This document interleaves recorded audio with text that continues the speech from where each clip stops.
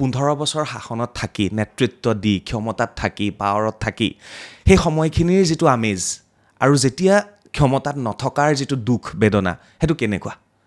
মই ভাবোঁ এইটো টাফেষ্ট জব। এজন MLA হৈ মানুহক ছেটিছফাই কৰাটো, সকলো শ্ৰেণীৰ জনসাধাৰণক সন্তুষ্ট হোৱাকৈ কাম কৰাটো, সকলো অঞ্চলৰ জনসাধাৰণ সন্তুষ্ট হোৱাকৈ কাম কৰাটো ইটছ এ বিগ চেলেঞ্জ।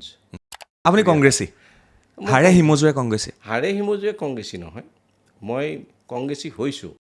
বেছিভাগেই ভাবে যে বিনন্দ মানে আচলতে আনন্দ, গতিকে সেই খণ্ডবাক্যটো কিন্তু বহুতে আঁকোৱালি লয়।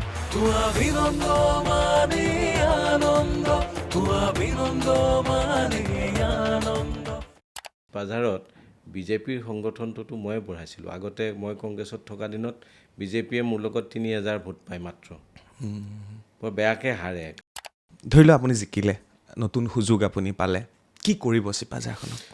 নেতাৰ লগতে আপুনি অভিনেতাও, ৰাজনীতি নকৰাহেঁতেন কি কৰিলেহেঁতেন?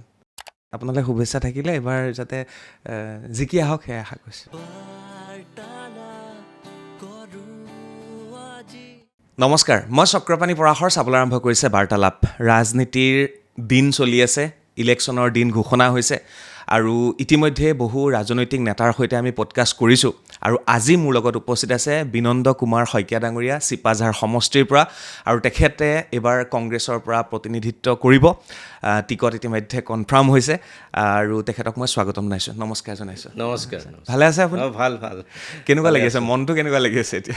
মনটো আৰু এনেকুৱা যে এখন মহাযুদ্ধত নামিছোঁ আৰু গতিকে উইন কৰিব লাগিব।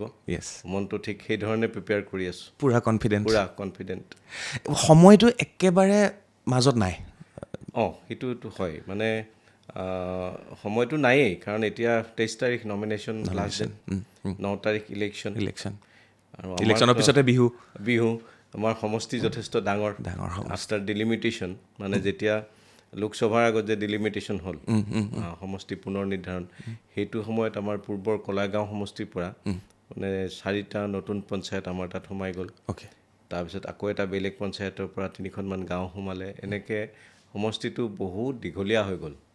এতিয়া মানে মোৰ ব্ৰহ্মপুত্ৰৰ পাৰৰ কুৰুৱাৰ পৰা একদম কলাইগাঁও টাউনৰ ওচৰলৈকে, তালৈকে মানে এইটো এটা বৃহৎ সমষ্টি।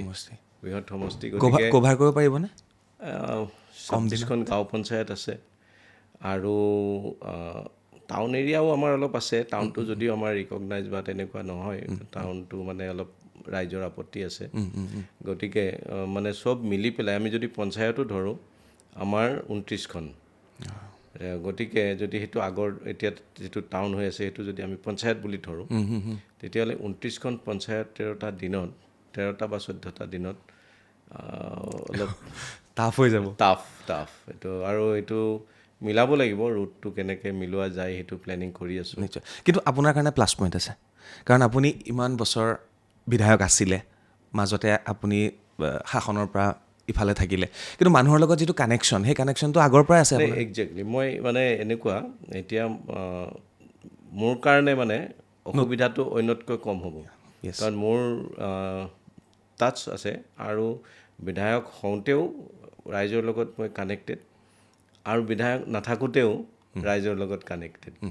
গতিকে মই ভাবোঁ যে আমাৰ পুৰণা সমষ্টিখিনিততো মোৰ চবেই চাহ চিনাকি, একদম চুবুৰীটোৰ পৰা প্ৰায় প্ৰতিঘৰ মানুহে মই জানো, আৰু এতিয়া নতুনকৈ সোমোৱাখিনিত চিনাকি মানুহ বহুত আছে, কিন্তু মাছ স্কেলত মই এতিয়া অলপ সোমাব লাগিব বেছিকৈ, আকৌ সেইখিনিত অলপ ঘূৰা পকা বেছিকৈ কৰিব লাগিব, ৰাইজৰ মাজত যাব লাগিব। নিশ্চয়, মুঠতে আপোনাৰ মানে বেছি পাৰ্চেণ্টেজটো আপোনাৰ ফালে আছে, প্লাছ পইণ্ট আছে পাৰ্চেণ্টেজটো আছে, কাৰণ আগৰ এলেকাখিনি মোটামুটি মই সকলো তাৰ ভূগোল বুৰঞ্জী সকলোখিনি আৰু মানুহৰ যিবিলাক হেৰি থাকে আশা আকাংক্ষা, সেই সম্পৰ্কে মই জ্ঞাত।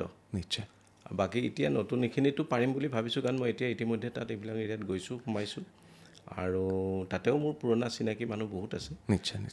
আৰু মই যেতিয়া আগত বিধায়ক হৈ থাকোঁতে সেইবিলাক এৰিয়াটো কেতিয়াবা মাতে নহয়, ৰাজহুৱা অনুষ্ঠান, কিবা কালচাৰেল প্ৰগ্ৰেম কিবা কিবি মাতে, মই যাওঁ, আৰু তেনেকৈ মোৰ এটা মানুহৰ লগত হেৰি আছে, চা চিনাকি সদ্ভাৱ। কিমান ভোটাৰ এইবাৰ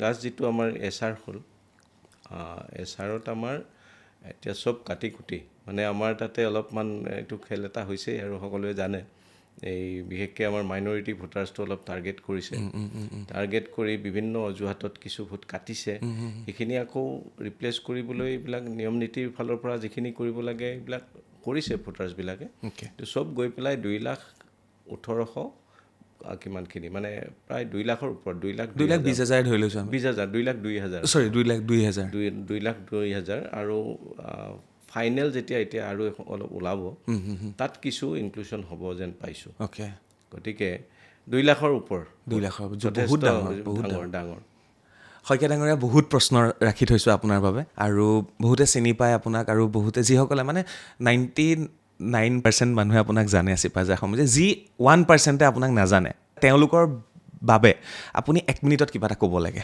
আপুনি কোন মানে জনাখিনিয়ে যি ধৰণে জানে তাতে ভাগ আছে মানে মোৰ সমবয়সীয়া মোতকৈ জ্যেষ্ঠ বা মোতকৈ অলপ জুনিয়ৰ সেইখিনিয়ে যি ধৰণে জানে এতিয়া একেবাৰে নতুন প্ৰজন্মই সেই ধৰণে নাজানে গতিকে জনাৰ দুটা ভাগ আছে এতিয়া মই আগতে কোন আছিলোঁ কি আছিলোঁ সেইবিলাক কথা নতুন প্ৰজন্মৰ বহুতে নাজানে মোক মাত্ৰ আগত বিধায়ক আছিলোঁ 3টা কাৰ্যকাল সেইটো জানে তাৰ আগত মোৰ ষ্টুডেণ্ট লাইফ বা মই ষ্টুডেণ্ট অৰ্গেনাইজেশ্যনত কেনেকৈ আছিলোঁ বা মই কালচাৰেল লাইফত কেনেকৈ আছিলোঁ বা মই স্পৰ্টছত কেনেকৈ আছিলোঁ কি আছিলোঁ এইবিলাক কথা অভিনয় বা এক্টিং কিবা এইবিলাকত সেইবিলাক কথা এতিয়া বহুতে নাজানে কাৰণ সেইবিলাক বিষয় তল পৰি গ'ল ৰাজনীতিত অহাৰ পিছত আৰু সেইখিনিয়ে আমি জনাব বিচাৰিছোঁ আজি অনুষ্ঠানটোৰ জৰিয়তে তো মই এনেকৈ যাব বিচাৰিম যে বিনন্দ কুমাৰ শইকীয়া ডাঙৰীয়া তেখেতে 3বাৰকৈ শাসনত আছিল মানে 15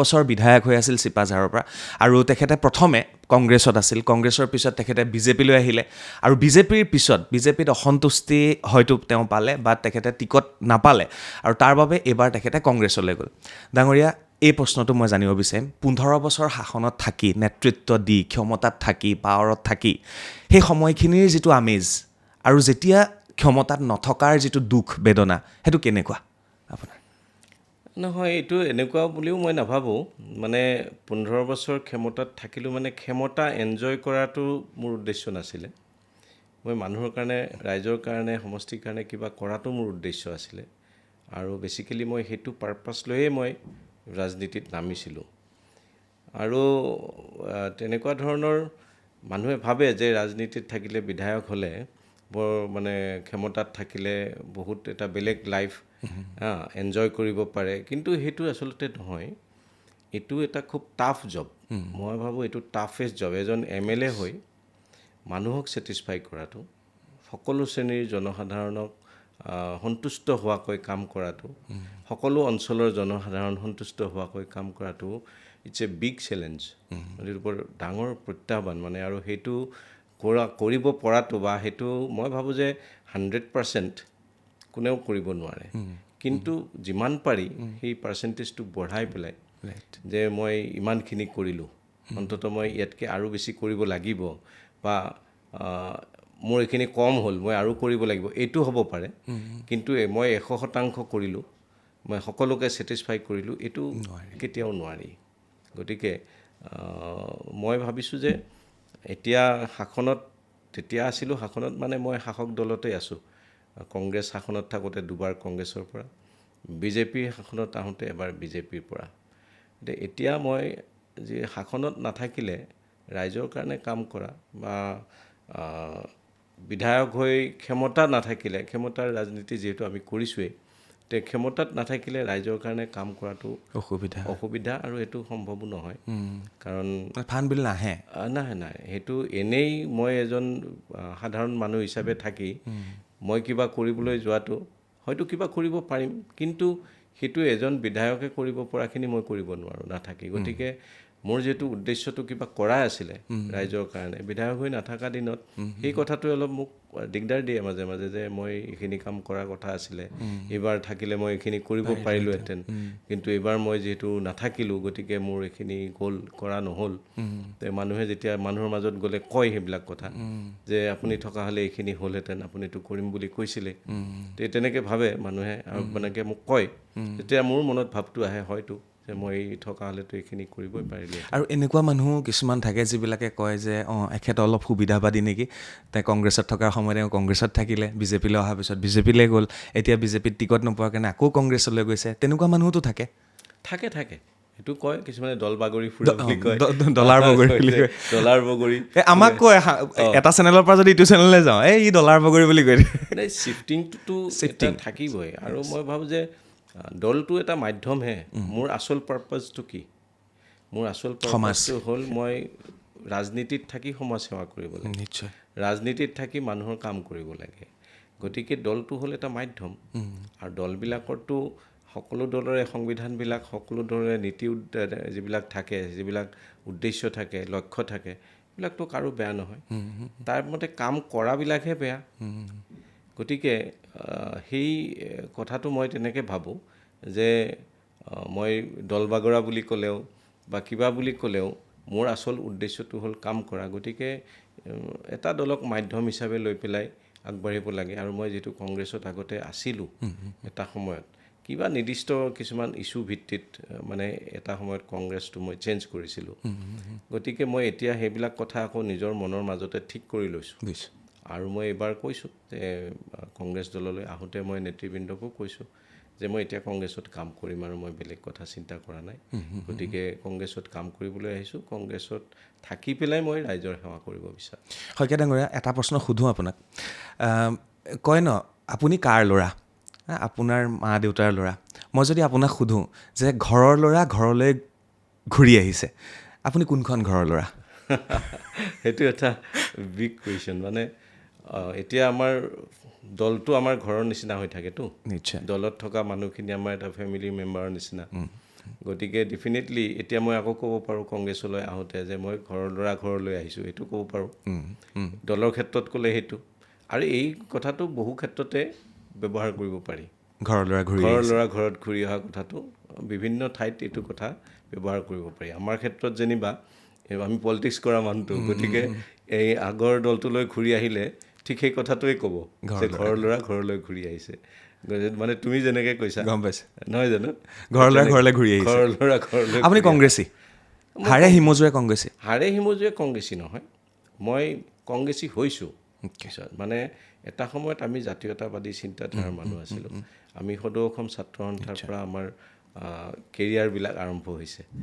আচলতে সদৌ অসম ছাত্ৰ সন্থাৰ মঞ্চখনত আমি বহুত শিকিছোঁ। সেই মঞ্চখনত থাকিয়েই ছাত্ৰ ৰাজনীতি কৰিছোঁ।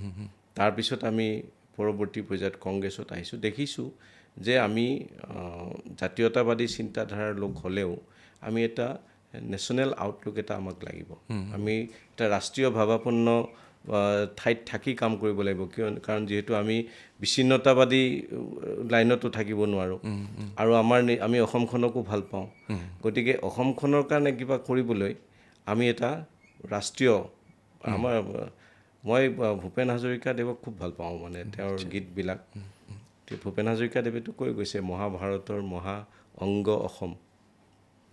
মহাভাৰতৰ মহা অংগ অসম। অসমক ভাল পাব লাগিলে আমি মহাভাৰতৰ কথাও ভাবিব লাগিব। গতিকে আমি সেই ধৰণে মই ৰাষ্ট্ৰীয় দলটো কংগ্ৰেছটো চুজ কৰিছিলোঁ। আৰু কংগ্ৰেছৰ যিবিলাক স্বাধীনতা সংগ্ৰামত কংগ্ৰেছৰ যিটো ভূমিকা, স্বাধীনতা সংগ্ৰামত কংগ্ৰেছে যি ধৰণে ৰাইজক নেতৃত্ব দিছিলে, সেই কথাবিলাক বহুত চিন্তা কৰি পেলাই মই সেই সময়ত কংগ্ৰেছলৈ আহিলোঁ। বিজেপিলৈ কিয় গৈছিলে? সেইটো মই এনেকৈ সোধোঁ, সেইটো হিমন্ত বিশ্ব শৰ্মাৰ ঢৌত গুচি গৈছিল নে মোদীৰ ঢৌত গুচি গৈছিল? বিজেপিলৈ যোৱাটোৰ চবৰে কাৰণবিলাক বেলেগ বেলেগ আছিল, কিন্তু আমি এটা জেগাত আহি লগ হৈছিলোঁ। ডক্টৰ হিমন্ত বিশ্ব শৰ্মাৰ কথাখিনি বেলেগ আছিলে, বা তেওঁৰ লগত থকা যিখিনি আমাৰ যেনে পীযুষ হাজৰিকা বা জয়ন্ত মল্ল বৰুৱা বা পল্লৱ লোচন দাস আৰু কেইজনমান এনেকৈ যিখিনি আছিলে, সেইখিনিৰ তেওঁলোকৰ হয়তো এটা কথা হ'ব পাৰে। কিন্তু মোৰ কথাটো অলপ বেলেগ আছিলে। মই সেই সময়ত কংগ্ৰেছত থাকোঁতে কিছুমান নিৰ্দিষ্ট মানুহৰ পৰা অলপমান মই অসুবিধা পাইছিলোঁ। আৰু সেই কথাবিলাকে অলপ মানে আঘাতো কৰিছিল অ'কে গতিকে সেইখিনি মই সেই সময়ত অলপ মানে ইম'চনেলো হ'লোঁ যেতিয়া হিমন্ত বিশ্ব শৰ্মাই অলপ কুচকাৱাজটো কৰিলে তে মই ভাবিলোঁ যে ময়ো এইবিলাক মানুহৰ পৰাতো মোৰ অসুবিধা হৈ থাকে সদায় মানে অপকাৰ হৈ থাকে মই এতিয়া এইটো ডিছক্ল'জ কৰিব খোজা নাই যে মই কাৰ পৰা অসুবিধা পাইছিলোঁ বুজিছোঁ কিন্তু ছেইম কথাটো ছেইম আপুনি যিটো সুৰত কথাখিনি কৈছে ছেইম কথাটো সেইদিনা ভূপেন বৰাই ক'লে আজি আমি শ্বুটিং কৰি আছোঁ আজি কথাটো প্ৰদ্যুৎ বৰদলৈয়ে ক'লে কংগ্ৰেছৰে চবৰে বেলেগ বেলেগ চবৰে থাকিব বেলেগ পাৰে, বেলেগ বেলেগ থাকিব পাৰে তেওঁলোকৰ ভূপেন বৰাৰ কি ইছ্যুজ আছিলে সেইটো মই নাজানো কিন্তু মই মোৰটো কৈছোঁ যে মই কাৰোবাৰ পৰা কিবা অসুবিধা পাই আছিলোঁ মোৰ ৰাজনৈতিক ক্ষেত্ৰত কোনোবাই মানে অলপ বাধাৰ সৃষ্টি কৰিছিলে গতিকে অলপ যেতিয়া মানে মানুহৰ কেতিয়াবা ইম'চনেলিও কিছুমান কাম কৰেতো মই তেতিয়া মই এনেই গগৈ ছাৰে মোক কিন্তু যথেষ্ট মৰম কৰিছিল আৰু গগৈ ছাৰে মোক টেক্সট বুক কৰ্পৰেশ্যনৰ তেতিয়া চেয়াৰমেন পাতি দিছিলে মই কামো কৰিছিলোঁ ভালকৈ যদিও মই মিনিষ্ট্ৰী পোৱা নাছিলোঁ বা কিবা পোৱা নাছিলোঁ সেইবিলাক আকৌ বেলেগ এখন মানে কাহিনী বেলেগ এটা অধ্যায় গতিকে সেই যে মই কাৰোবাৰ পৰা মই অলপ অসুবিধা পালোঁ সেই অসুবিধাটোৰ কাৰণে মই ভাবিলোঁ যে ইফালে এইটো আৰম্ভ হৈছে এওঁলোকৰ লগত মোৰ অলপ দেখোন কথাবিলাক মিলিছে তেওঁলোকেও কিবা কথাত বেয়া পাইছে ময়ো কিবা কথাত বেয়া পাইছোঁ তেনেকৈহে মিলিছিলে ইছ্যু ভিত্তিক দেই মই যে একদম মানে কাৰোবাৰ অনুগামী মই তেওঁৰ লগত যাবই লাগিব সেই কথাটো মোৰ ক্ষেত্ৰত নহয় অ'কে বুজিলোঁ ঠিক আছে এইখিনি পলিটিকেল কথা এইখিনি আপোনালোকে জানে এইটো মই সেইদিনাখন এটা হেৰিত কৈছোঁ দেই মানে ইণ্টাৰভিউ এটাত এতিয়া দাদা ব্ৰিগেড বুলি কয় অঁ সেই ব্ৰিগেডত আপুনি নাই ব্ৰিগেডটো কেনেকৈ হ'ব দাদা ব্ৰিগেড মানে কি মানে ডক্টৰ হিমন্ত বিশ্ব শৰ্মাক যিবিলাক মানুহে দাদা বুলি মাতে সেইবিলাকৰ ক্ষেত্ৰত সেইটো খাটিব মইতো তেওঁক দাদা বুলিবলগীয়া নাই কাৰণ তেওঁ মোতকৈ বয়সত 4-5 বছৰমান সৰু হ'ব নহয় জানো মই ৰেচপেক্ট কৰোঁ এজ মিনিষ্টাৰ বা তেওঁ এজন লিডাৰ হিচাপে কিন্তু তেওঁ যিহেতু মোতকৈ বয়সত সৰু আমাৰ অসমীয়া পৰম্পৰাত আমিতো সৰুজনক দাদা বুলিব নালাগে গতিকে দাদা ব্ৰিগেড শব্দটো মোৰ লগত নাখাতে বুজি পালোঁ সেইটো তেওঁক যোনে দাদা বুলি মাতে তেওঁৰ অনুগামী সেইসকলৰ তাত খাটিব পাৰে বুজি পালোঁ মই এই কথা সদায় ৰেচিষ্ট কৰি আহিছোঁ যে সেইটো মই ব্ৰিগেডৰ মই মানুহ নহয় আমাৰ ইছ্যু ভিত্তিক কিবা কথাত আমাৰ এটা হেৰি হৈছিলে মানে মিল হৈছিলে আৰু সেই মিলটোৰ কাৰণে আমি সেই সময়ত মানে কংগ্ৰেছ এৰি আহিছিলোঁ বুজিলোঁ ধন্যবাদ ইমান স্পষ্টকৈ কথাখিনি কোৱাৰ কাৰণে এইবাৰ আহোঁ আপোনাৰ ছাত্ৰ ৰাজনীতিলৈ গুৱাহাটী বিশ্ববিদ্যালয়ৰ স্নাতকোত্তৰ ছাত্ৰ একতা সভাৰ সাধাৰণ সম্পাদকৰ দায়িত্ব তাৰ পৰাই আৰম্ভ তাৰ আগৰ পৰা তাৰমানে আচলতে সদৌ অসম ছাত্ৰ সন্থাটো আমাৰ এটা সময়ত মানে এনেকুৱা আছিল যে আমি সদৌ অসম ছাত্ৰ সন্থাৰ মেম্বাৰ অট'মেটিকেলি হৈ গৈছিলোঁ স্কুলত পঢ়া দিনৰ পৰা দেই মই ক্লাছ 8ত আমাৰ দুনি আঞ্চলিক ছাত্ৰ সন্থাৰ মই সাংগঠনিক সম্পাদক হৈছিলোঁ তেতিয়া অধিৱেশনবিলাকত যাওঁ তাৰপিছত অসম আন্দোলন আৰম্ভ হ'ল 79ত তেতিয়া ক্লাছ 10ত তেতিয়া আমাৰ মানে টেষ্ট পৰীক্ষা হ'ব আৰু নৱেম্বৰ মানত বোধ কৰোঁ টেষ্ট পৰীক্ষা হোৱাৰ কথা তাৰ আগে আন্দোলন আৰম্ভ হৈ গ'ল গতিকে আমাৰ সেই পৰীক্ষা নহ'লে আমি 80ত দিবলগীয়া পৰীক্ষাটো 81ৰ মাৰ্চ মাহত দিছোঁ আমাৰ এবছৰ তেনেকৈ গৈছে তেতিয়াৰ পৰা সদৌ অসম ছাত্ৰ সন্থাৰ লগত থাকি আকৌ কলেজ লাইফ গ'ল তাৰপিছতে ইউনিভাৰ্চিটিত অহাৰ সময়তে তেতিয়া সদৌ অসম ছাত্ৰ সন্থাৰ আকৌ মই ভাইচ প্ৰেছিডেণ্টো হৈছোঁ আকৌ এইটো আমাৰ বিশ্ববিদ্যালয় স্নাতকোত্তৰ ছাত্ৰ সন্থাৰ জেনেৰেল ছেক্ৰেটাৰী তেতিয়া ইলেক্টেড জেনেৰেল ছেক্ৰেটাৰী তেতিয়া ইলেকশ্যন হয় মানে 3000মান গ্ৰেজুৱেটে ভোট দিয়ে গতিকে সেইটো খুব মানে সাংঘাতিক ইলেকশ্যন আৰু সেইটো এটা নষ্টালজিয়াও আছে সেই সময়ৰ যুৱ প্ৰজন্মই আমাৰ ইউনিভাৰ্চিটিত থকা বহুত হোষ্টেলবিলাক আছে বা স্থানীয় ছাত্ৰ ছাত্ৰী আছে দূৰ দূৰণিৰ উজনি অসম নামনি অসম মধ্য অসম সকলোৰে পৰা অহা ছাত্ৰ ছাত্ৰী গিজগিজাই থকা সেইখন বিশ্ববিদ্যালয়ত তেতিয়া কণ্টেষ্ট কৰি পেলাই ইলেক্টেড জেনেৰেল ছেক্ৰেটাৰী সেইটো ভাবিলে এতিয়াও ভাল লাগে আপোনাৰ ভিতৰত কি এনেকুৱা গুণ আছিল সেই যুৱক হৈ এতিয়াও আপুনি ফিটেই হৈ আছে বাৰু তো সেই সময়ত আপোনাৰ এনেকুৱা কি শক্তি আছিল আপোনাৰ ভিতৰত যে সকলোৱে আপোনাক ভোট দিছিলে সেই সময়ৰ নতুন প্ৰজন্মই সেই সময়ৰ নতুন প্ৰজন্মই ভোট দিছিলে স্পষ্টবাদী কথা আমি যি কওঁ ভালকৈ কওঁ আৰু আমি কিবা কৰিবলৈ চেষ্টা কৰোঁ আৰু আমি খুব এগ্ৰেছিভ আছিলোঁ সেই সময়ত ষ্টুডেণ্ট লিডাৰ হিচাপে আমি ডিচিশ্যন ল'ব পাৰোঁ অ'কে আৰু তেনেকুৱা ধৰণৰ কথাবিলাকত আমাক পচন্দ কৰিছিলে এগ্ৰেছিভ আছিলে আপুনি যথেষ্ট এগ্ৰেছিভ আছে কিন্তু যেতিয়া মই আপোনাক গুগল চাৰ্চ কৰিলোঁ ChatGPTত চালোঁ যেতিয়া ছ'চিয়েল মিডিয়া চালোঁ আপোনাৰ এটা খুব ধুনীয়া হেৰি আছে যে যেতিয়া আমি পাতোঁ যে বিনন্দ কুমাৰ শইকীয়া ডাঙৰীয়া কেনেকুৱা নেতা তাতে মোক লিখি দিলে যে এগৰাকী শান্ত আৰু সমাজমুখী নেতা হয় একজেক্টলি এইটো হয় তাৰমানে মানুহৰ জীৱনত এটা ষ্টেজৰ পৰা মানে হেৰিবিলাক অলপ পৰিৱৰ্তন হৈ আহেতো আমি ষ্টুডেণ্ট লাইফত থাকোঁতে কাজিয়া পেচাল কৰাৰ পৰা আৰম্ভ কৰি মানে বিভিন্ন কথা আছিলে তাৰপিছত আমাৰ যিটো আমি যেনেকৈ আগ্ৰাসী আছিলোঁ ষ্টুডেণ্ট লিডাৰ হিচাপে লাহে লাহে যেতিয়া আমি এক্টিভ পলিটিক্সত আহিলোঁ এক্টিভ পলিটিক্সত মোৰ আকৌ এটা হেৰি আছে দেই মই কংগ্ৰেছত অহাৰ আগতে এটা বেলেগ দলত জইন কৰিছিলোঁ প্ৰথমতে সেইটো বহুতে নাজানে সেইটো কি সেইটো তেতিয়া সেই সময়ত মই কেইগৰাকীমান অসমৰ স্বনামধন্য লোকৰ মই সান্নিধ্যত আহিছিলোঁ জনতা দল বুলি এটা দল আছিলে নহয় জনতা দল জনতা দল সেইটো প্ৰয়াত দুলাল চন্দ্ৰ বৰুৱা আৰু অলপতে ঢুকাইছে আমাৰ ৰমণী বৰ্মন ছাৰ নলবাৰীৰ আমাৰ অজয় দত্ত দাদা এতিয়াও আছে তেওঁ পূব গুৱাহাটীৰ MLA আছিলে এইসকল লোকৰ লগত মোৰ কিবাকে মানে সংযোগ হৈছিলে আৰু তেওঁলোকে মোক মানে লৈ গৈ তুমি আমাৰ লগত থাকিব লাগিব বুলি জনতা দলত মই তেতিয়া সোমাইছিলোঁ কোন চনত সেইটো মই 1996ৰ ইলেকশ্যনত প্ৰথমবাৰ মই কণ্টেষ্ট কৰিছোঁ ভোট পোৱা নাই এইবাৰ তাৰমানে মই ষ্টুডেণ্ট লিডাৰশ্বিপৰ পৰা গৈয়েই মানে সেইসকল লোকক লগ পাই মই মানে তেওঁলোকে ক'লে তুমি আমাৰ কেণ্ডিডেট হ'ব লাগে আৰু সেই সময়ত তেওঁলোকৰ সেই ছিটটো খালী আছিলে তাত আগতে আমাৰ প্ৰাক্তন সাংসদ মাধৱ ৰাজবংশী ডাঙৰীয়া জনতা দলত আছিলে তেওঁ কংগ্ৰেছলৈ গুচি গ'ল সেই ঠাইটোত মানে তেওঁলোকে ক'লে যে এনেকৈ মাধৱ ৰাজবংশীটো গুচি গ'ল কংগ্ৰেছত বোলে তুমি আমাৰ লগত আহা মই ইমান আওভাও তেতিয়া নাজানো মানে সক্ৰিয় ৰাজনীতিৰ আওভাওবিলাক মই ভালকৈ বুজাই নাই তেতিয়া আৰু ষ্টুডেণ্ট ৰাজনীতিৰ পৰা ছাত্ৰ ৰাজনীতিৰ পৰা পোনে পোনে মই তাত সোমাই পেলাই মই চালোঁ তেওঁলোকৰ লগত থাকিলোঁ শিকিলোঁ দেই কিন্তু কিছু কথা সেইসকল কিন্তু বহুত গুণৱান ব্যক্তি আছিলে তেতিয়া ভোট কিমান পাইছিলে মনত আছে নে কিবা একজেক্টলি মনত নাই কিবা 2-3 হাজাৰ পাইছিলোঁ নেকি তেতিয়া ক'ৰ পৰা খেলিছিলে আপুনি চিপাঝাৰতে খেলিছিলে চিপাঝাৰতে সেইটো কথা ইমান বহুতে নাই তাৰপিছত মই 99ত মই দেখিলোঁ যে ৰাজনীতিলৈ যিহেতু মই আহিলোঁৱেই মই এটা ভালকৈ মানে চিন্তা চৰ্চা কৰি এটা ভাল দল লৈ কৰিব লাগে আৰু জনতা দলটো খুব ছেকুলাৰ দল আছিলে মানে ধৰ্ম নিৰপেক্ষ দৃষ্টিভংগীৰ দল আৰু মই দেখিলোঁ যে কংগ্ৰেছে সেই লাইনটো ফ'ল' কৰে বৰ ধুনীয়াকৈ ধৰ্ম নিৰপেক্ষতাটো কংগ্ৰেছে সকলো জাতি ধৰ্ম সম্প্ৰদায়ৰ লোকক মানে লগত লৈ যাব খোজে আৰু তেতিয়া মই মানে কথা বতৰা পাতি মই কংগ্ৰেছলৈ আহিলোঁ গতিকে মোৰ ছাত্ৰ ৰাজনীতিৰ পৰা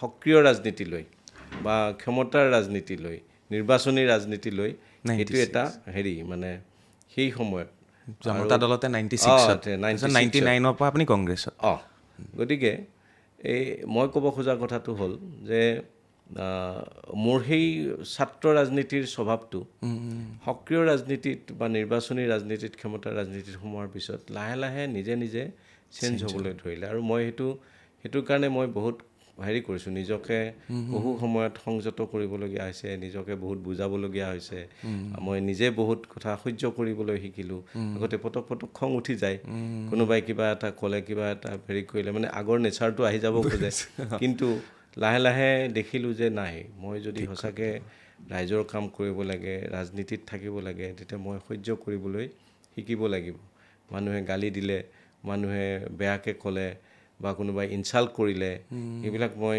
সহ্য কৰিব পাৰিব লাগিব আৰু মোৰ আচল যিটো লক্ষ্য সেইটোলৈ যাবলৈ মই চেষ্টা কৰিব লাগিব গতিকে মই সেইধৰণে মানে নিজকে সজাবলৈ চেষ্টা কৰিলোঁ আৰু তাৰেই ফলশ্ৰুতি তুমি যে ইয়াত তুমি কৈ আছা শান্ত আৰু সমাজমুখী ৰাজনীতিৰ কথাটো যে ক'লা এইটো মই এই নিজক পৰিৱৰ্তন কৰিবলৈ চেষ্টা কৰাৰ এইটো ফলশ্ৰুতি আজিৰ তাৰিখলৈ মোৰ আৰু কৰিবলৈ আছে এতিয়াও মোৰ সেই হেৰিটো শেষ হোৱা নাই মানে কেতিয়াবা খং উঠেনে মানে হঠাৎ খং উঠে কি কাৰণত খং উঠে কেতিয়াবা মই যেতিয়া এটা সঠিক কাম কৰিম আৰু সেই সঠিক কথাটো কোনোবাই মানে ক্ৰিটিচাইজ কৰিব বা কোনোবাই সেইটো কথা নস্যাৎ কৰিব মই যিটো জানো যে মই এইটো ভাল কামেই কৰিছোঁ তেতিয়া মোৰ অলপ বেয়া লাগে খং উঠে কিন্তু মই কণ্ট্ৰল কৰোঁ ৰিয়েকশ্যনটো কি হয় তেতিয়া মই ৰিয়েকশ্যন মই হেৰি কৰোঁ নিজৰ মাজতেই গুজৰি গুমৰি সমাপ্ত কৰোঁ আৰু মই খুব ভালকৈ ৰিয়েক্ট কৰিবলৈ চেষ্টা কৰোঁ আৰু কলেজত থাকোঁতে মানে ইউনিভাৰ্চিটিত থাকোঁতে কি আছিলে ৰিয়েকশ্যনটো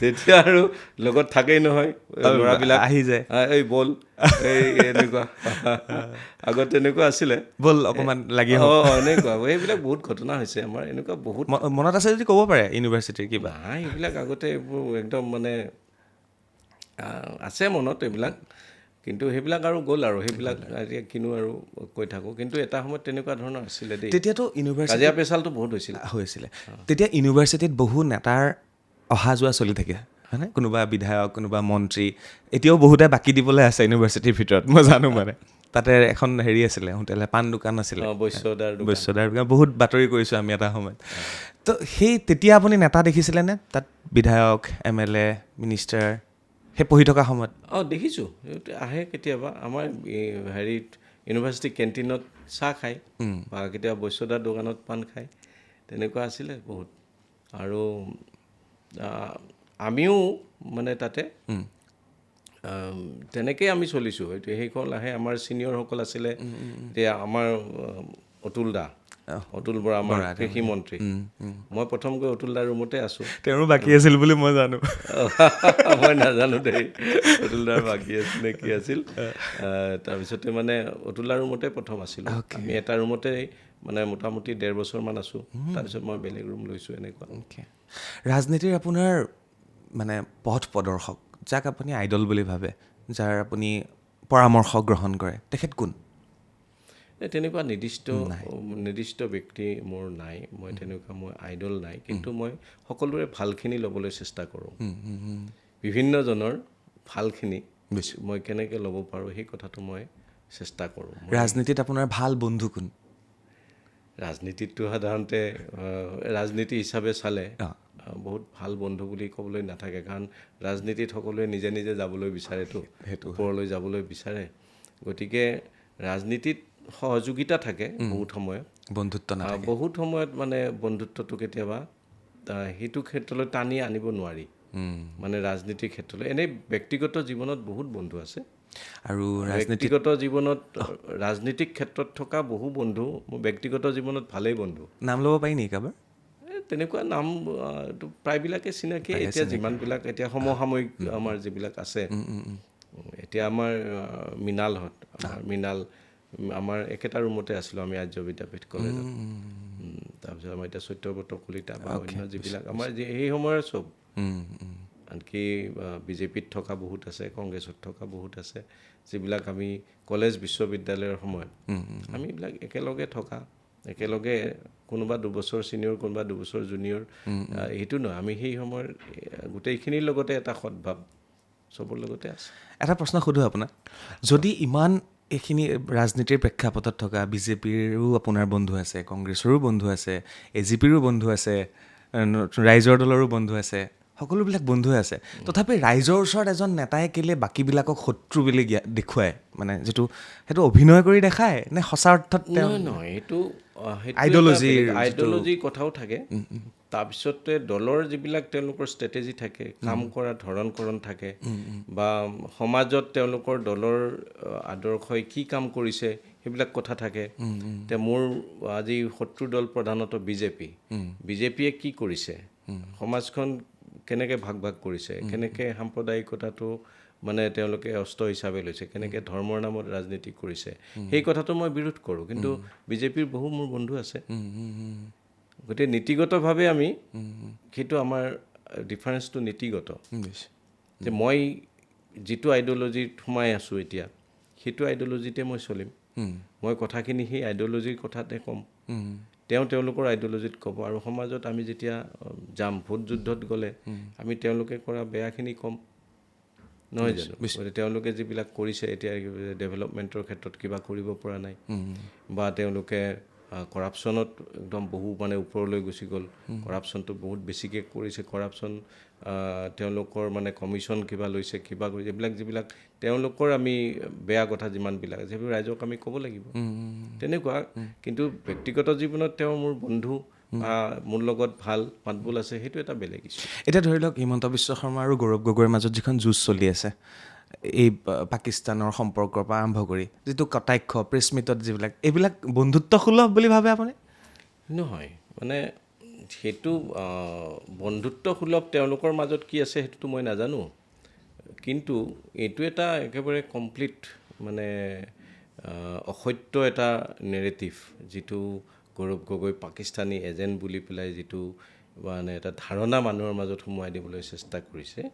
সেইটো মানে এটা একেবাৰে সম্পূৰ্ণ অসত্য কথা এটা ৰাইজৰ মাজত বৰ মানে কৌশলগতভাৱে হিমন্ত বিশ্ব শৰ্মাই সোমোৱাই দিবলৈ চেষ্টা কৰিছিল কিন্তু সেইটোত তেওঁ ফেইলৰ হৈছে তেওঁ পৰা নাই নহয় এতিয়াতো মানুহেতো সেই কথাটো বিশ্বাস নকৰে নহয় যিখিনিয়ে সেইটোৰ সপক্ষত মানে ছ'চিয়েল মিডিয়াত বা ক'ৰবাত লিখে সেইখিনিয়ে হিমন্ত বিশ্ব শৰ্মাৰ দলৰ মানুহ কাৰণে নকলে নহয় কাৰণেহে এইটো কথা কয় কিন্তু তেওঁলোকেও জানে যে গৌৰৱ গগৈ একো পাকিস্তানী এজেণ্ট নহয় বা সেইটো হ'ব নোৱাৰে তেওঁ এজন লোকসভাৰ ডেপুটি লিডাৰ লোকসভাৰ ডেপুটি লিডাৰ এজনে সদায় সদনত উচ্চস্বৰে কথা কৈ প্ৰধানমন্ত্ৰী ডাঙৰীয়া গৃহমন্ত্ৰী ডাঙৰীয়া বা অন্যান্য মন্ত্ৰীসকলক মানে জবাবদিহি কৰি আছে এজন পাকিস্তানী এজেণ্টে পাৰিব নেকি এইটো কৰিবলৈ ভাৰতবৰ্ষৰ কি মানে ইণ্টেলিজেঞ্চ বা এইবিলাক আমাৰ যিবিলাক এজেঞ্চিছবিলাক আছে সেইবিলাক এনেই থাকিব নেকি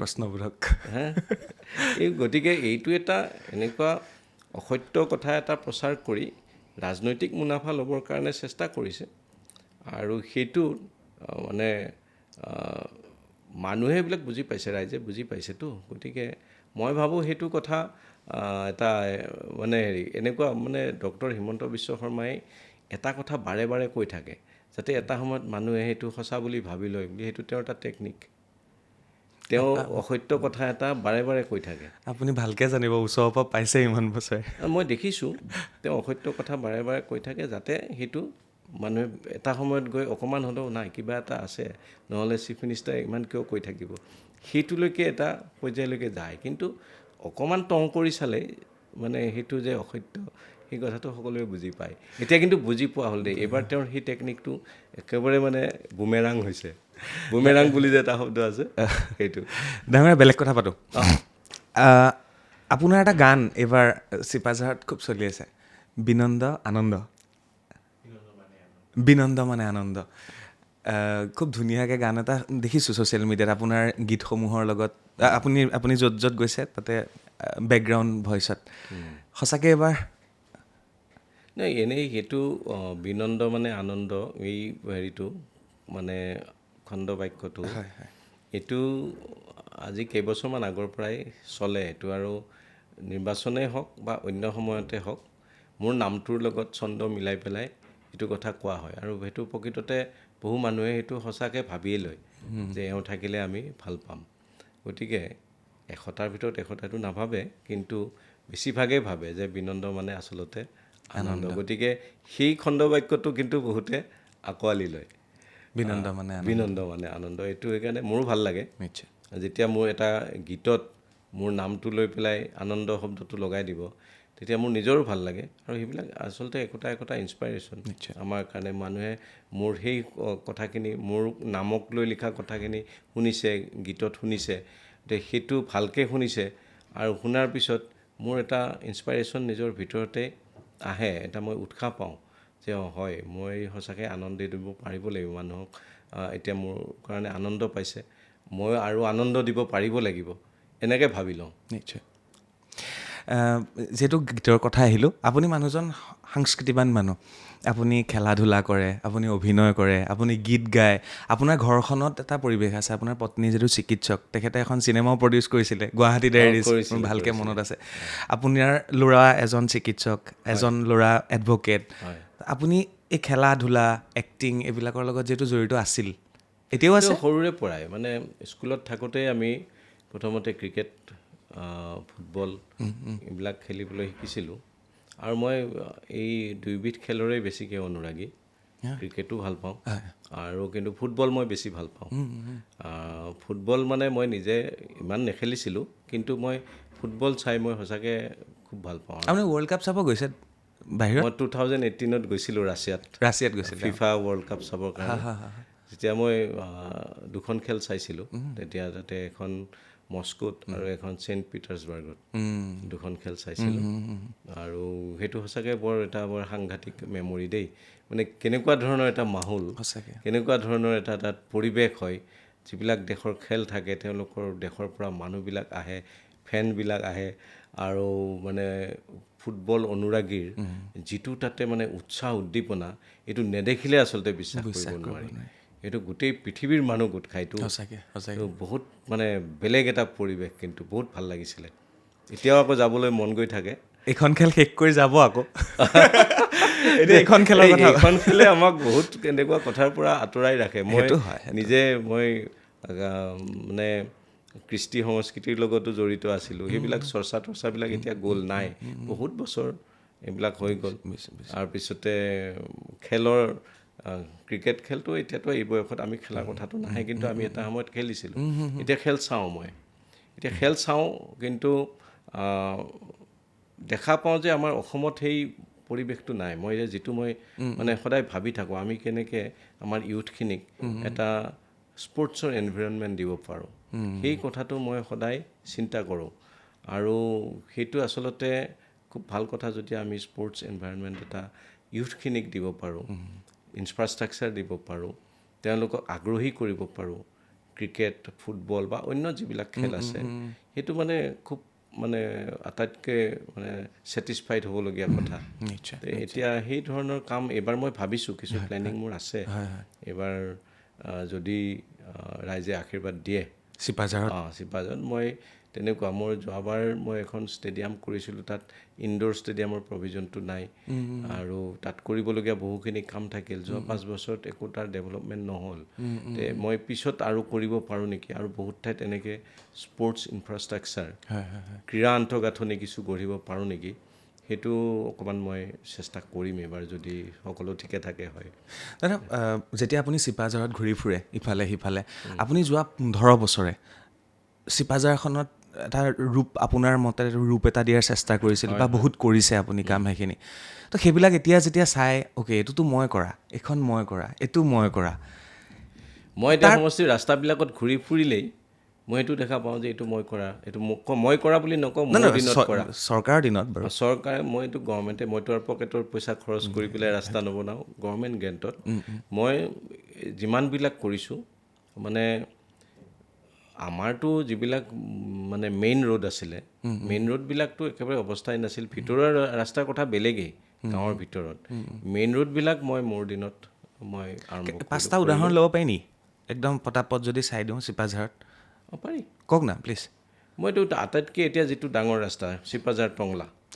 টংলা সেইটো যোৱা মোৰ কাৰ্যকালত সেইটো মোৰ ৰিকমেণ্ডেশ্যনত অনুমোদন হৈছে সেইটো এটা একদম মানে ইনষ্টেণ্ট সেইটো হৈ গ'ল কাম হৈ গ'ল সেইটো আজিও মনত আছে এবাৰ জুবিন গাৰ্গ মই আৰু পবিত্ৰ ৰাভা ঘৰলৈ গৈছিলোঁ পবিত্ৰ ৰাভাদাৰ ঘৰলৈ আমাৰ গাড়ী মানে ক'ত সোমাইছিল মোৰ আজিও মনত আছে সেইটো গোটেই কাহিনী গোটেই ৰাস্তা হৈ গ'ল এবাৰ সেইটো চিপাঝাৰৰ পৰা টংলালৈ এতিয়া ভাল ৰাস্তা আৰু আছে আৰু এতিয়া মই আমাৰ যে বালিকুচি বুলি এটা জেগা আছে বৰ্ডাৰটো কামৰূপ আৰু দৰঙৰ বৰ্ডাৰ তাৰ পৰা মোৰ গাঁওখন দুনি তাৰপৰা দীপিলা চকলৈকে সেইটো এটা বিধ্বস্ত ৰাস্তা আছিল অসম আন্দোলনৰ সময়ত সেই গোটেই দলংবিলাক মানে নাইকিয়া হৈছিল কাঠৰ দলং পৰৱৰ্তী পৰ্যায়ত সেই দলংবিলাক মানে কেতিয়াবা 2 মাহৰ মূৰত কেতিয়াবা 6 মাহৰ মূৰত বেয়া হৈ থাকে মানে ৰাস্তা বন্ধ বুলি পথ বন্ধ বুলি একোখন চাইনবোৰ্ড তাত সদায় থাকে মই বিধায়ক হোৱাৰ পিছত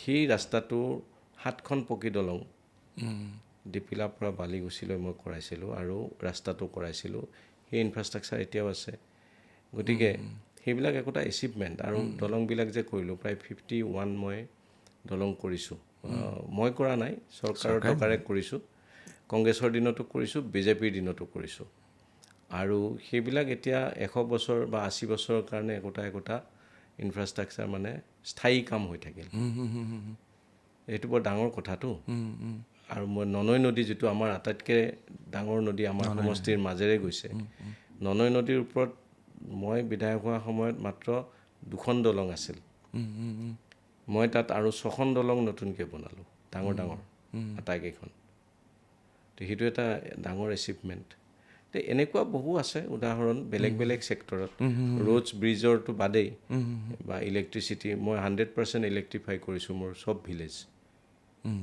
মোৰ সময়ত 100% ইলেক্ট্ৰিফিকেশ্যন হৈছে তাতে পাৱাৰ ছাবষ্টেশ্যন 2টা হৈছে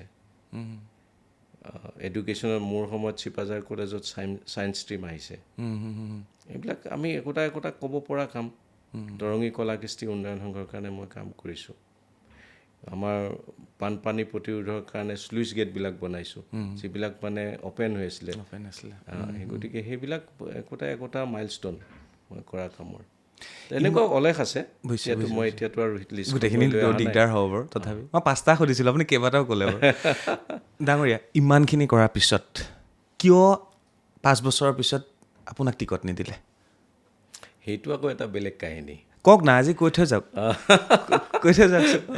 সেইটো মই সিদিনাখন এই প্ৰণয় বৰদলৈৰ লগত কথা পাতোঁতে প্ৰণয়ে মোক সুধিছিলে মই কৈছোঁ মানে 2021 চনততো চবে ভাবিয়ে আছে মই টিকেট পামেই আৰু যিহেতু মোৰ পাৰফৰ্মেঞ্চো ভাল চব ভাল কামো কৰিছোঁ কিন্তু হঠাৎ মানে কি হ'ল আমাৰ ডক্টৰ পৰমানন্দ ৰাজবংশী মই বয়সত জ্যেষ্ঠ মই হেৰি কৰোঁ দেই ৰেচপেক্ট কৰোঁ তেওঁ মানে হেৰিত আছিলে এই কলাইগাঁৱত অগপ দলৰ প্ৰাৰ্থী হিচাপে খুব কুচকাৱাজ কৰি আছিলে অগপ দলৰ পৰা ইলেকশ্যন খেলিব কলাইগাঁও সমষ্টিত দেই এতিয়া কলাইগাঁও সমষ্টিত তেওঁ লাগি আছে মই চিপাঝাৰ সমষ্টিত লাগি আছোঁ আমাৰ একো নাই ইভেন তেওঁ মোৰ মা ঢুকাইছিলে 25 জানুৱাৰী 2021 25 জানুৱাৰীত মা ঢুকাওঁতে মই অলপ কেইদিনমান ঘৰত হেৰি হৈ গ'লোঁ তাৰপিছতে তেওঁ মোৰ ঘৰত আহিলে খবৰ ল'বলৈ আমিতো আৰু কোনোবা ঢুকালে বা ময়ো যাওঁ তেওঁ পৰমাদা আহিছিলে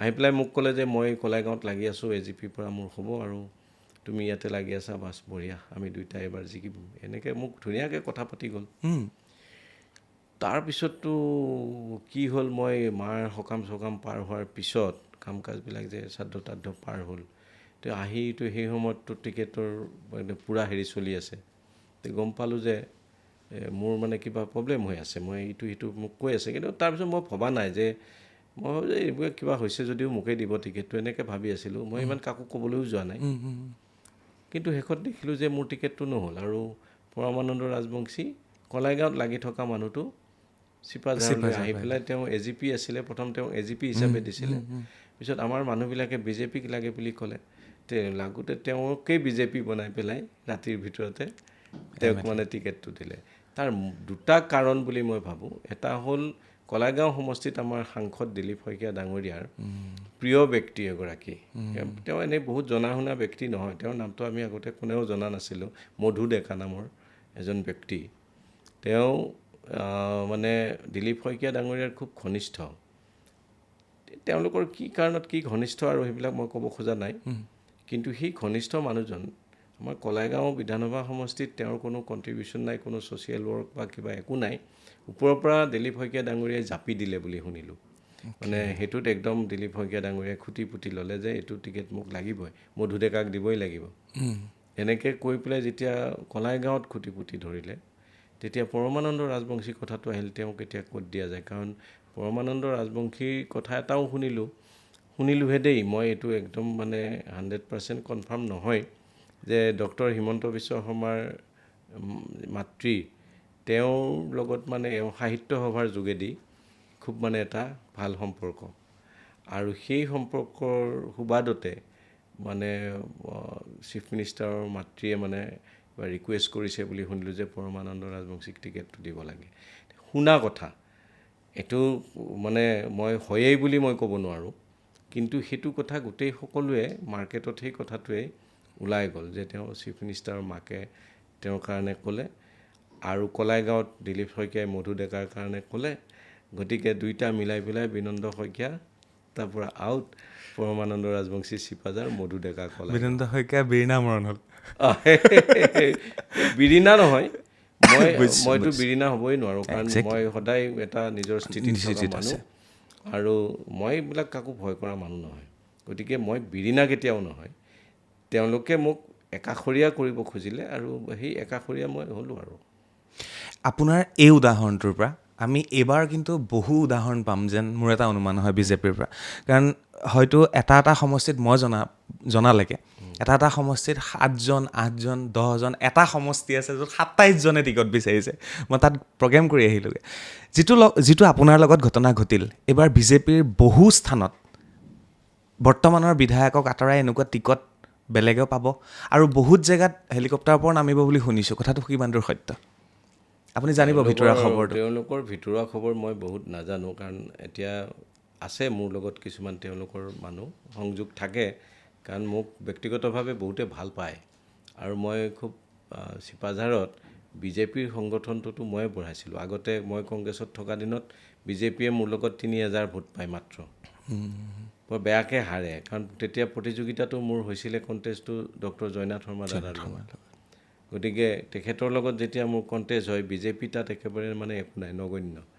মই বিজেপিত যোগদান কৰাৰ পিছতহে মানে তাত বিজেপিটোৰ এটা উত্থান হ'ল, আৰু সেইখিনি মই মানুহবিলাক চব লৈ আহিলোঁ বিজেপিলৈ। তেতিয়াহে বিজেপি তাত আহিলে। তেতিয়া 3000 ভোটটো গৈ পেলাই 72,000 73,000লৈকে গ'ল। এতিয়া বিজেপিৰ পৰা কংগ্ৰেছলৈ আনিব পাৰিবনে মানুহখিনি? আপুনি আহিছে, আৰু সেই সূত্ৰে মোৰ লগত সেই মানুহখিনিৰ এটা ঘনিষ্ঠ সম্পৰ্ক আছে। কিন্তু তেওঁলোকৰ যিবিলাক ডিচিশ্যন মেকাৰ, তেওঁলোকৰ সিদ্ধান্তটো সেই লেভেলৰ মানুহখিনিয়ে ইমান গম নাপায়। সেইখিনি মানুহ মোৰ লগত এটা বুজাবুজিত থাকে, আৰু ইলেকশ্যনত সহায় কৰিম বুলিও কৈছে, চবে আহিম বুলিও কৈছে, যে আমি আছোঁ দাদা, আপুনি চিন্তা নকৰিব, আপুনি আগবাঢ়ক, এনেকৈ কৈছে। তেওঁলোকৰ সেই এতিয়া নেতৃবৃন্দই যিবিলাক সিদ্ধান্ত ল'ব টিকেট সম্পৰ্কীয়, সেই কথাবিলাক তেওঁলোকে ইমান ভূ নাপায়। গতিকে আৰু তেওঁলোকক ভূ নিদিয়ে আজিকালি, মানে নিৰ্দিষ্ট কিছুমান মানুহৰ লগত চলে। গতিকে সেই মানুহখিনি আমাৰ ফালে আহিব বুলি মই ভাবোঁ। নিশ্চয়। শইকীয়া ডাঙৰীয়া, মই দুজনমান ব্যক্তি একদম শেষৰ ফালে আহিছোঁ, আৰু আমি একদম কেইজনমান ব্যক্তিৰ নাম ক'ম আপোনাক।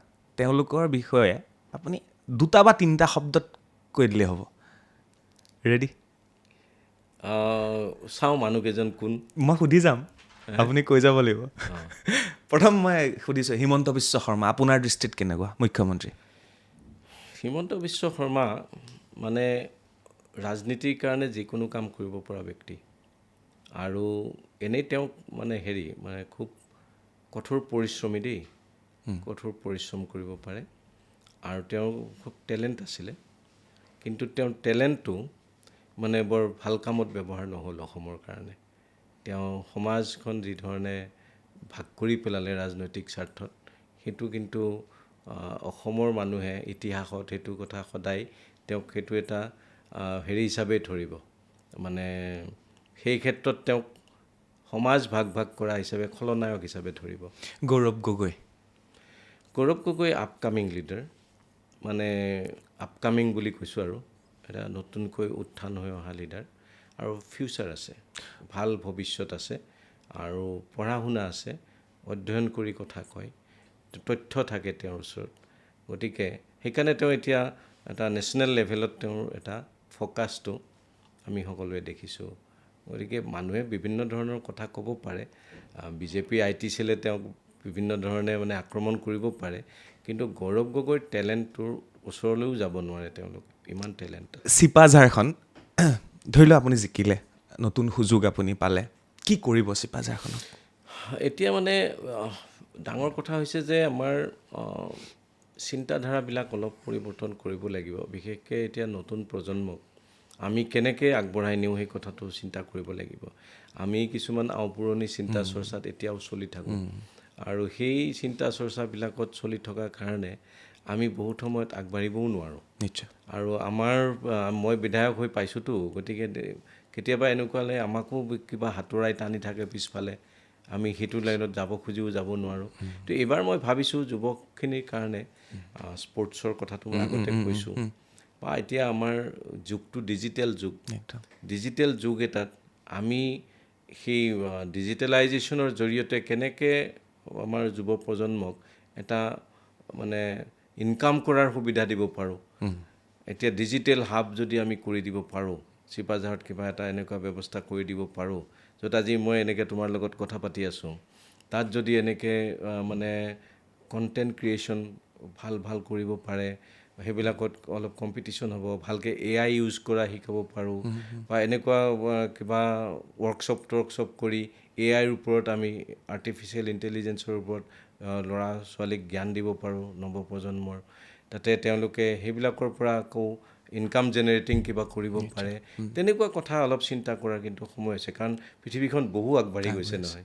আপোনাক জনাই ভাল পাম, আমাৰ বাৰ্তালাপৰ যিজন ডিজিটেল মাৰ্কেটিং বা আমাৰ যি কেমেৰা বা আনবিলাক চলি থাকে, আপোনাৰ সমষ্টি? নাই, মোৰ সমষ্টি, মই চিনি পাওঁ। গোটেই অসমখন চাই আছে। দেউতাকক চিনি পাওঁ মই। গোটেই অসমখন চাই আছে বাৰু। দেউতাকক চিনি পাওঁ।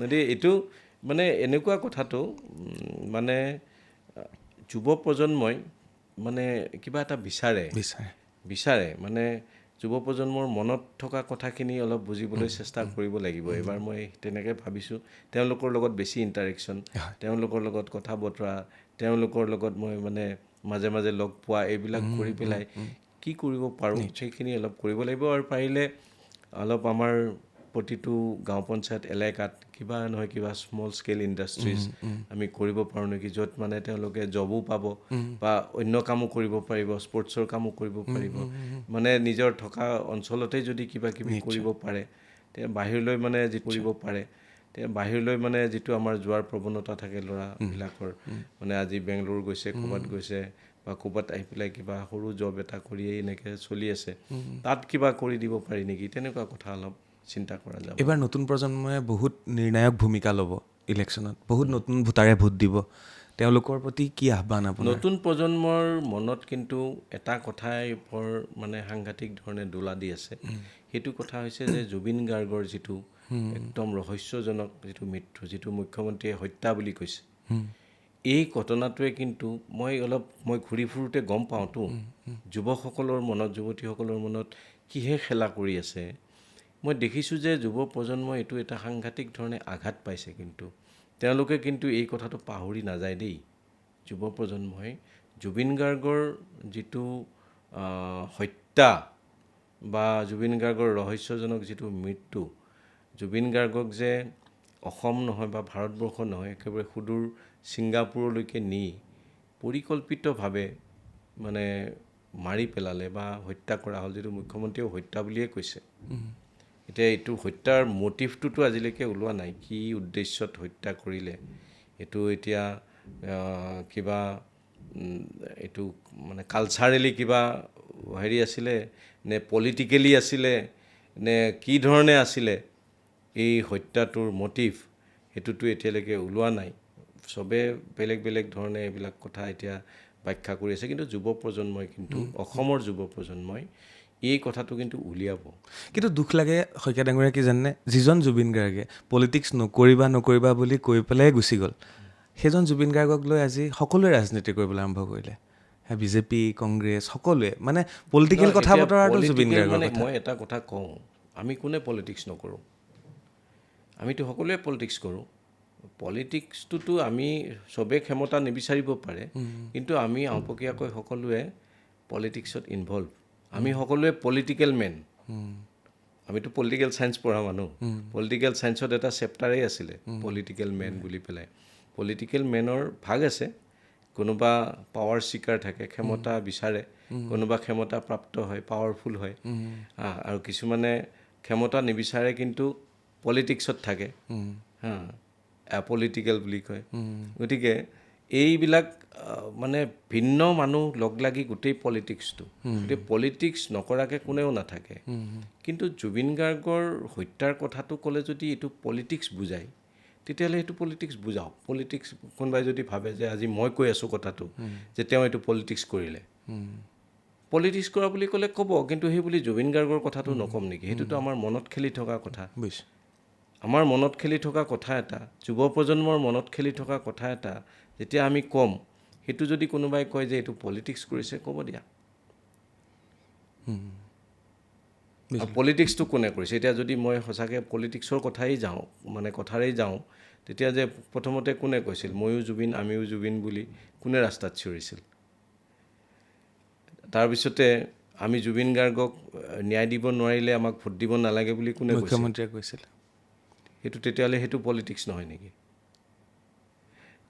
আমি কৈছোঁ যে জুবিন গাৰ্গৰ মৃত্যুৰ ৰহস্যটো সোনকালে ওলাওক, আৰু দোষী কোন আৰু হত্যাৰ উদ্দেশ্য কি আছিল এই কথাখিনি স্পষ্টভাৱে ওলাওক, আৰু দোষীয়ে শাস্তি পাওক। জুবিন গাৰ্গে যিগৰাকী আমাৰ মাজত নাই, অতি দুখেৰে কওঁ, সেইগৰাকীয়ে আজি এটা জাষ্টিছ পাওক, ন্যায় পাওক, সেইটোহে। আৰু সেইটো কথাই যুৱ প্ৰজন্মৰ মানে মন আৰু মগজুত আজি কিন্তু খেলি আছে। ধন্যবাদ ডাঙৰীয়া, বহুত সময় কথা পাতিলোঁ, আৰু শেষত দুটা প্ৰশ্নৰে শেষ কৰিব বিচাৰিছোঁ। যিটো আজি বহুতকেইজন সাংবাদিকে লিখিছে আৰু বহুতে শ্বেয়াৰ কৰিছে যে এই যিটো বিহাৰতো নাই হোৱা, যিটো ইউপিতো নাই হোৱা, যিটো অসমত হৈছে, অতি মানে লাজ লগা আৰু কিবা যেন ভাল নলগা এটা পৰিৱেশ হৈছে, যিটো ৰাজনীতিৰ বাবেই হৈছে। আজি বিজেপিৰ মানুহ কংগ্ৰেছলৈ, কংগ্ৰেছৰ মানুহ বিজেপিলৈ, ইফালৰ পৰা সিফাললৈ, নিৰ্বাচন আহি পালেহি দলৰ নামেই ঘোষণা হোৱা নাই, কিবা এটা যেন বেলেগ ধৰণৰ হেৰি হৈছে। এই বস্তুটোৱে নতুন প্ৰজন্মক আচলতে কি শিকাই থৈ যাব আমাৰ জ্যেষ্ঠসকলে, সেইটো মই আপোনাৰ পৰা জানিব বিচাৰিছোঁ। আপোনাৰ মনত তেনেকুৱা এটা হোৱা নাই? হয়, সেইটো হয় বাৰু। আমিও সেইবিলাক আমি নিজেও সেই ধৰণেই ইনভলভ হৈ গৈছোঁ। এইটো আচলতে ৰাজনীতিত ক্ষমতাটোৱেই মানে মূল কথা হৈছেতো। ক্ষমতাত থাকিলে সকলো কৰিব পাৰি, ক্ষমতাত নাথাকিলে একো কৰিব নোৱাৰি। এই যিটো মানে পাৰচেপশ্যন, এইটোৱে মানে মানুহক এই ধৰণে কৰিবলৈ বাধ্য কৰিছে নেকি? মোৰ সেইটো এটা মানে মোৰ মনতো উদয় হোৱা প্ৰশ্নহে দেই। মই সেইটো এটা ডিচিশ্যন দিব নোৱাৰোঁ এইটো কাৰণে সেইটো হৈছে বুলি। নিশ্চয়। আৰু এটা এনেকুৱা হৈ গৈছে মানে মই এইটো একদম মানে এনেকুৱা কথা যেনেকৈ মানে মোৰ পেচাব কৰিব লাগিছে ন, বাথৰুম কৰিব লাগিছে, আজিকালি মই ছ'চিয়েল মিডিয়াত এনেকুৱা দেখা পাইছোঁ ন, মানে মই সমাজ সেৱা কৰিব লাগে। কথাটো তেনেকুৱা হৈছে, মানে মোৰ সমাজ সেৱা কৰিবলৈ মন গৈছে। মানে উদ্দেশ্যবিলাক বেলেগ বেলেগ থাকিব পাৰে। মানে এতিয়া মোৰ যিটো উদ্দেশ্য সেইটো আনৰ লগত নিমিলিব পাৰে। গতিকে মই মোৰটো জানো, মই কি কাৰণত দল সলনি কৰিছোঁ মই এইটো কৈছোঁ। এতিয়া আজি যিবিলাকে এইটো মুহূৰ্তত দল সলনি কৰিছে, তেওঁলোকে কি কাৰণত দল সলনি কৰিছে এইটো তেওঁলোকতকৈ ভালকৈ আৰু কোনেও নাজানে। গতিকে দেখাত এইটো এনেই সাধাৰণভাৱে ক'ব পাৰি যে ৰাজনীতি যিহেতু এতিয়া ক্ষমতা সৰ্বস্ব, গতিকে য'ত ক্ষমতাটো থাকিব তাতেই মানুহৰ সেইফালেই ৰাজনীতিকসকল ঢাপলি মেলিব, এনেকুৱা ধৰণৰ কথা হৈছে। আৰু যি নহওক বাৰু, ৰাজনীতিৰ কথাটো মই ইমান পাতিম বুলি আজি ভবা নাছিলোঁ, কিন্তু ভাল লাগিলে। ভাল লাগিলে, মোৰো ভাল লাগিলে। আৰু খেলা ধূলাৰ কথা এইবিলাক মই ক'লোৱে, ফুটবল চাই ভাল পাওঁ, ক্ৰিকেট চাই ভাল পাওঁ। নৱপ্ৰজন্ম এইবিলাক এতিয়া আমাৰ অসমত ভাল ক্ৰিকেটাৰ ৰিয়ান পৰাগ আছে, বা আমাৰ এই আবু নাছেৰ, আগতে ৰাজেশ বৰাহঁতৰ নিচিনা মানুহ আছিলে। এতিয়া আমাৰ নতুন প্ৰজন্মত এনেকুৱা ভাল প্লেয়াৰ ওলাব লাগে, সেইবিলাকৰ কাৰণে আমি কিবা কৰিব লাগে।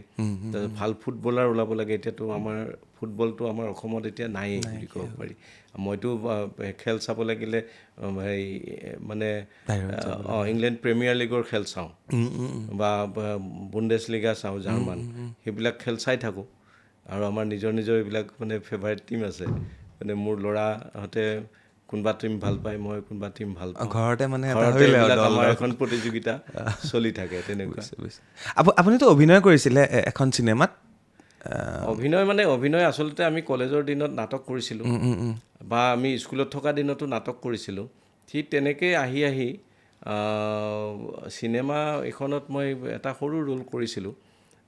মোৰেই ভাতৃ বন্ধু মৃণাল শইকীয়া যে আমাৰ MLA, তেওঁ এখন চিনেমা কৰিছিলে বহুত বছৰ আগতে, সূৰ্য তেজৰ অন্য নাম বুলি। তাত কিবা সৰু ৰোল এটা দিছিলে প্ৰথম সেই চিনেমাত সোমোৱা। তাৰপিছত চিৰিয়েলত মই পিছত দুই এখনত কৰিছোঁ। সৰু ৰোল, বহুত ডাঙৰ ৰোল নহয়, কিন্তু কৰিছোঁ। নেতাৰ লগতে আপুনি অভিনেতাও। সেইটো আৰু এতিয়া নাই, সেইবিলাক চৰ্চা নাইকিয়াই হৈ গ'ল। আগতেতো হেৰি মানে মিউজিচিয়ানো আছিলোঁ এটা সময়ত, তবলা বজাইছিলোঁ বা গীটাৰখন বজাইছিলোঁ অলপ, তেনেকৈ কৰিছিলোঁ। এতিয়া সেইবিলাক চৰ্চা নাই এতিয়া, আৰু লাহে লাহে হেৰি হৈছে মন যায় কেতিয়াবা আকৌ এইবিলাক বাদ দি ৰাজনীতি নকৰাহেঁতেন কি কৰিলেহেঁতেন? এটা নিশ্চয় মানে স্পৰ্টছ বা কালচাৰ এইবিলাক ক্ষেত্ৰতে নিজৰ কামখিনি আগুৱাই লৈ গ'লোহেঁতেন। চিপাঝাৰৰ কোনটো জেগা ভাল লাগে? এনেই কেতিয়াবা ওলাই যাবলৈ মন যায়, গৈ পেলাই ভাগৰি গৈছোঁ আৰু অকণমান বহোঁ, কোনটো জেগা ভাল লাগে? নিজৰ ঠাইখিনিতে ভাল লাগে, নিজৰ গাঁৱতে ভাল লাগে। নিজৰ গাঁৱতে ভাল লাগে। ভয় কিবা কাৰণত লাগে? কিবা বস্তুত ভয় লাগে? নাই, তেনেকুৱাতো নাই। মই তেনেকুৱা নাই। মোৰ ভয় মানে কাক ভয় কৰিব লাগে, কিয় ভয় কৰিব লাগে মই এইটো নাজানো। ভয় এটা মই কৰোঁ, সেইটো জনসাধাৰণে মোক কিবা বেয়া পাব নেকি, কেতিয়াবা ৰাইজে মোক কিবা কাৰণত বেয়া পাব নেকি, সেইটো ভয় কিন্তু মোৰ অনবৰতে থাকে। খোৱা ক্ষেত্ৰত? খোৱা ক্ষেত্ৰত নৰ্মেল। এতিয়া অলপমান হেৰি খাওঁ আৰু মানে আগৰ নিচিনাকৈ মানে একদম যি পাওঁ তাকে খাই নিদিওঁ এতিয়া। অল্পাহাৰী হ'ল? এতিয়া নাই, মানে ভাত খাওঁ, কেতিয়াবা ৰাতি ৰুটি খাওঁ, তেনেকুৱা। কিন্তু আগতে মানে মাছ মাংস এইবিলাক মানে খুব মানে আমিষ খাদ্যটো এটা সময়ত খুব ভাল পাইছিলোঁ। গাহৰি চাহৰি খাইছিলোঁ দেই বহুত কলেজত থাকোঁতে, কিন্তু এতিয়া এইবিলাক নাইকিয়া কমাই দিলোঁ।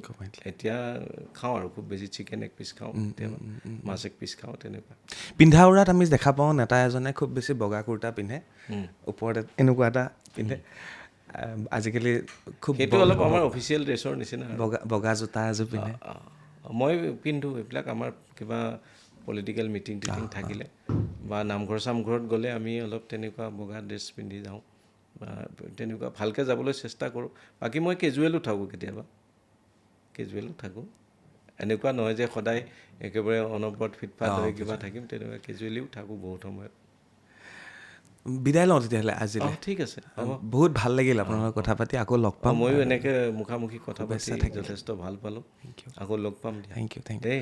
আকৌ শুভেচ্ছা, মানে আপোনালৈ শুভেচ্ছা থাকিলে। এবাৰ যাতে জিকি আহক সেয়া আশা কৰিছোঁ। বাৰু, বহুত বহুত ধন্যবাদ। ধন্যবাদ।